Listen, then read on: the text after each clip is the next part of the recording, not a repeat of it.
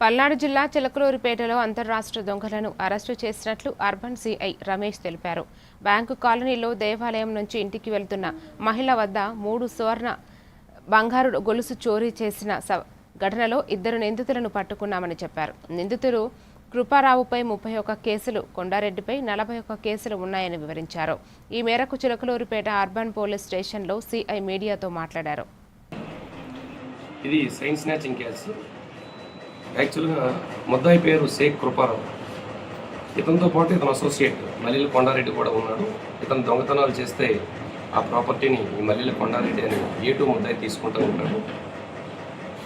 ఈ సంవత్సరం జనవరి 3వ తారీఖున జైరామ్ విజయలక్ష్మి అని ఆర్యవైశ్య వర్గానికి చెందిన ఒక మహిళ, 60 సంవత్సరాల మహిళ, ఇక్కడ వెంకటేశ్వర స్వామి గుడికి వచ్చి వాళ్ళ బంధువు బైక్ మీద బ్యాంక్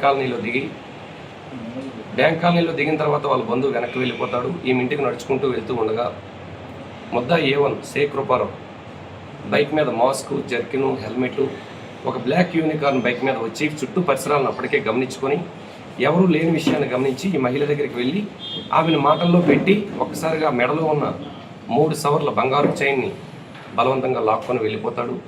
దీని మీద ఆ రోజు FIR కట్టడం జరిగింది. అప్పటి నుంచి కూడా ఇతను చాలా మోస్ట్ వాంటెడ్ ముద్దాయి. ఇతని మీద ఆంధ్రప్రదేశ్, కర్ణాటక రాష్ట్రాల్లో 36 కేసులు దాకా ఉన్నాయి. ఈ చైన్ స్నాచింగ్ కేసులు కానీ, బైక్ దొంగతనాలు కానీ, గాంజా కేసులు కానీ 36 కేసులు ఉన్నాయి. అదేవిధంగా ఇతనికి సహకరించే కొండారెడ్డి మీద కూడా ఆంధ్రప్రదేశ్, కర్ణాటక రాష్ట్రాల్లో 42 కేసులు ఉన్నాయి.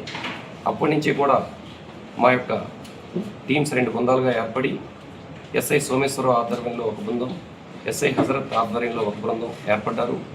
ఇతను బెంగళూరులో రెగ్యులర్గా తిరుగుతున్నాడనే సమాచారం కూడా పెట్టుకున్నాం.